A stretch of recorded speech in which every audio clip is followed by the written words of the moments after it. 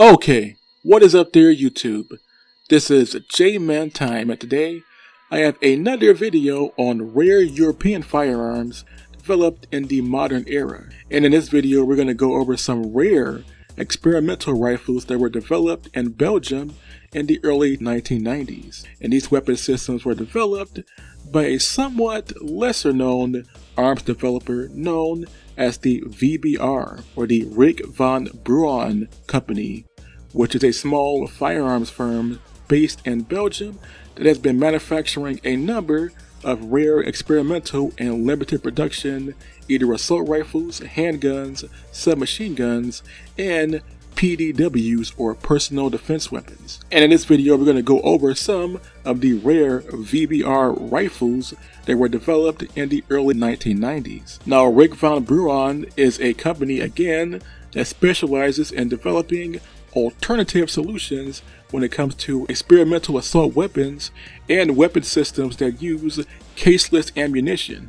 Caseless ammunition was something that was developed during the Cold War and became somewhat popular during the 1980s and 90s as many countries were experimenting with the idea of adopting new infantry rifles chambered for caseless ammunition, weapons like the Steyr ACR or the German Heckler & Koch G11, which were caseless rifles that were tested in the 80s and early 1990s, while the VBR company developed both cartridge rifles and caseless rifles that were supposedly tested in the early 1990s. So let's go over the rare VBR rifles from Belgium that were developed between 1990 and 1993.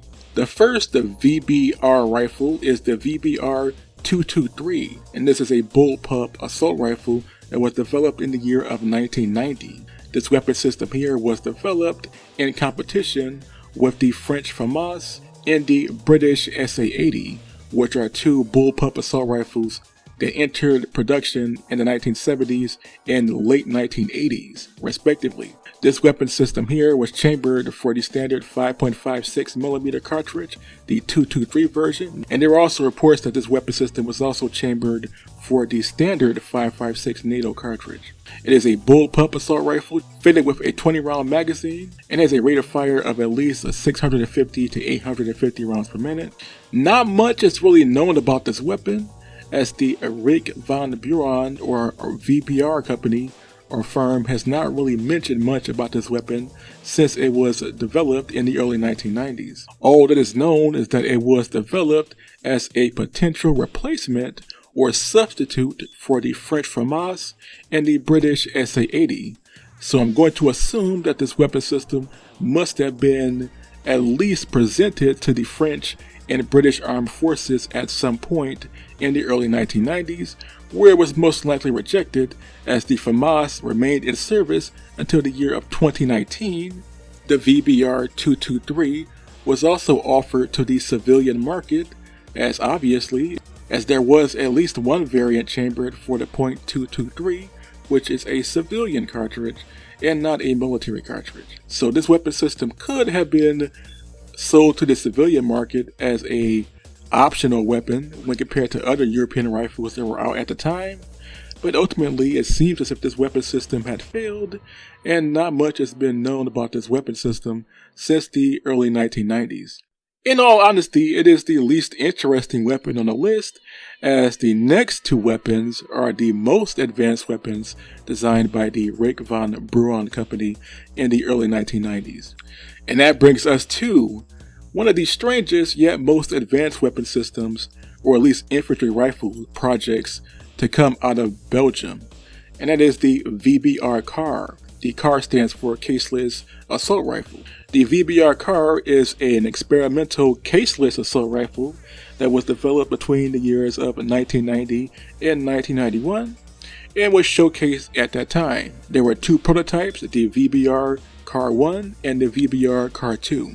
The VBR CAR 1 was chambered for an unspecified 5.56 caliber caseless ammunition, or caseless cartridge. This weapon system was fitted with a 120 round magazine that was placed on top or reloaded on top, just like the G11 developed by the Germans, the H&K G11. also from the 80s and early 1990s. The weapon system had a rate of fire of at least 800 to 1,000 rounds per minute, and this weapon system here was tested in the early 1990s, but it is unknown if it was tested by the Belgian military, the French, or the British, as this was also never specified. Ultimately, the VBR Car 1 was not taken seriously at all, and the weapons project seems to have been abandoned sometime after the year of 1990-1991. There was a carbine or shortened version of the VBR car known as the VBR Car 2, which was pretty much the same concept but as an infantry carbine or a select fire carbine firing caseless ammunition. It was also chambered for the unspecified 5.56 caliber caseless ammunition, but was fed by a much smaller 75 round magazine that was also placed overhead instead of being a bottom or side mounted magazine like you would see on most assault rifles, pretty much like the G11 again.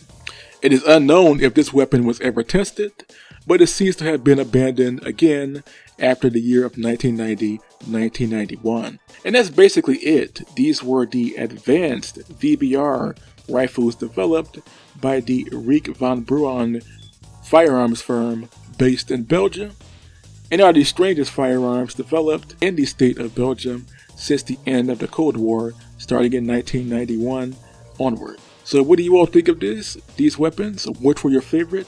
Obviously mine would be the VBR Car 1, as that weapon system reminds me of a caseless version of the German Walter WA-2000, a bullpup sniper rifle from the 1970s, except this here is a select fire caseless assault rifle that also was fitted with various optical sights that were considered advanced for the time of the year of 1990. So what do you all think of these weapons? Please tell me in the comment section below. And until next time, this was J-Man Time, signing off.